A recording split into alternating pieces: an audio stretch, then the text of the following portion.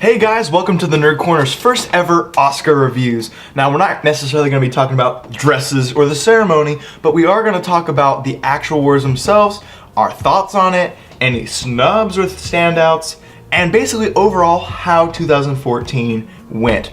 Alright, the first category we're going to be starting off with is animated feature film. The winner, of course, was Big Hero 6. Then we also had The Box Trolls, How to Train Your Dragon 2, Song of the Sea, and The Tale of Princess Kaguya. So what are your thoughts, Matt?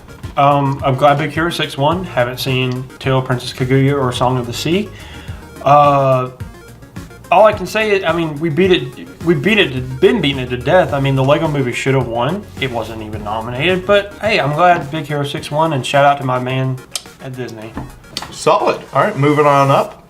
We have supporting actor, one of the most exciting categories in the list. We have Robert Duvall for The Judge, Ethan Hawke for Boyhood, Edward Norton for Birdman, or The Unexpected Virtue of Ignorance, because people feel like saying the title all the time. Mark Ruffalo for Foxcatcher, and the winner, the lovely J.K. Simmons. From Whiplash, yes. How deserving was J.K. of deservings? He was the front runner. We all knew this was coming. Everyone knew he was going to win. I don't think there was a single person on earth who was like, I think Robert Duvall from The Judge should win. Like, no, it was J.K. Simmons' race. I mean, I wouldn't have gotten mad. I'd been like, what? If Edward Norton or Mark Ruffalo from Foxcatcher came in and like stole the show, I mean, like, I wouldn't have gotten mad. I'd just been like, whoa, that came out of nowhere. But J.K. Simmons was such a leap above the rest of them that it was not surprising that he won at all. And I think that's one of the problems with this year's Oscar is there were no surprises. It was like, that's who we thought would win. All right, supporting actress, we have Patricia Arquette for Boyhood, Laura Dern for Wild, Keira Knightley for The Imitation Game, Emma Stone, or Big Eyes, for Birdman, and Meryl Streep for Into the Woods with Johnny Depp. Right, Into the Woods. I saw Into the Woods. She shouldn't have been not. I mean, she was okay in it. She did good with the role she had. It was one of those flamboyant Johnny Depp roles. It wasn't Oscar worthy of a nomination, but she's Meryl Streep, so let's nominate her anyway. Who would you have take her place? I'd have. It's not really supporting, but I'd have Emily Blunt from Edge of Tomorrow take her place. I mean, she did a great job in that movie, and she did better in Into the Woods than Meryl Streep did, I think. I could have seen Emma Stone winning it, but to me, the real person who should have won this was Laura Dern in Wild. She showed such a different range of emotions than Patricia Arquette, whereas Patricia Arquette, great actress. You know, we don't have any problems with Patricia Arquette, but she's good at being depressed. Yeah, she's just going to be depressed the entire time through Boyhood, and it's bad writing, bad character, not her fault. But I mean, everyone said, you know, she was a standout of that movie. You and I are inclined to disagree, but Laura Dern should have won it. I really wish she would have. I knew she wasn't. I mean, Patricia Arquette was my pick to win it, you know, who won it. But yeah. I mean, if Emma Stone or Laura Dern won it, I mean, I'd be happy. So. All right, another big category, Best Director. We had the winner, Alejandro Inarritu for Birdman, Richard Linklater for Boyhood, Bennett Miller for Foxcatcher, Wes Anderson for The Grand Budapest Hotel, and Morton Tildum for The Imitation Game. I mean, they got it right. Like, Alejandro wholeheartedly deserved this award. You and I were talking, we didn't think this is the way it would go. We thought Linklater would win for directing because they wanted to show him some love, because he did take 12 years to make this film, and that is a feat unto itself. And we thought that Birdman would end up winning Best Picture because of that. And we were kind of scared when we saw Alejandro won director, because we're like, is the Academy going to switch it on us? I thought it was going to go this way. You know, I thought if Birdman won Best Picture, Linklater Best Director. If Boyhood, then it would be Alejandro. And when we saw that, we were like, oh man. Now there is a name missing from this list. It's Ava DuVernay. I mean, she totally deserved to be nominated. I mean, you know, not to take away from Bennett Miller for Foxcatcher or Morton Tildum from The Imitation Game, but those weren't necessarily one of the best directed movies. You know, I think Selma was a much better directed movie. I'm so glad Alejandro won. It was such a well-directed film. And, I mean, Wes Anderson finally getting some love from the Academy. Okay, let's talk about Wes for just a snippet. I don't think this is his best movie. I'm very surprised he wasn't nominated for Moonrise. Oh yeah, Moonrise was. Sorry, just had to say that. Yeah. The Wes Anderson fan in me. All right, lead actor, man, the Oscars this year, very competitive.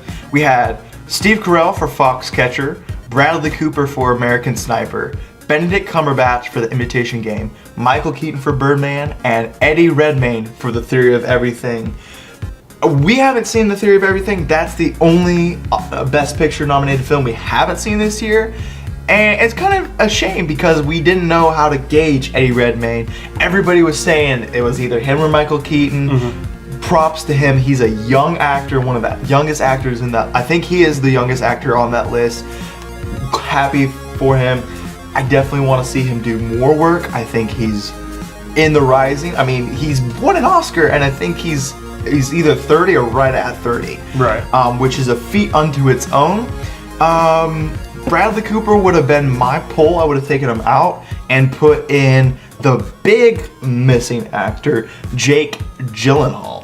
I feel like you could take Steve Carell from Foxcatcher and Bradley Cooper from American Sniper out and put in Jake Gyllenhaal from Nightcrawler and David Oyelowo for Selma. Those two transformed, and I really thought that I thought in my heart, if you would have put Jake Gyllenhaal in that category, I think Jake Gyllenhaal probably should have won that category. I think he absolutely transformed himself in that movie. And not to take anything from Bradley Cooper or Steve Carell, I really liked them both in those movies, but it's just those two were so good and they were so raw and interesting. And like you said, we can't gauge Eddie Redmayne from The Theory of Everything. The only problem I have with him winning is he could have been the best actor in the world. But to me, that role was such an Oscar role. It was almost like the Lincoln role or whatever. I feel it was so Oscar heavy, and I feel like Michael Keaton, had to craft this character, and he was a fictional character, and he had to craft it,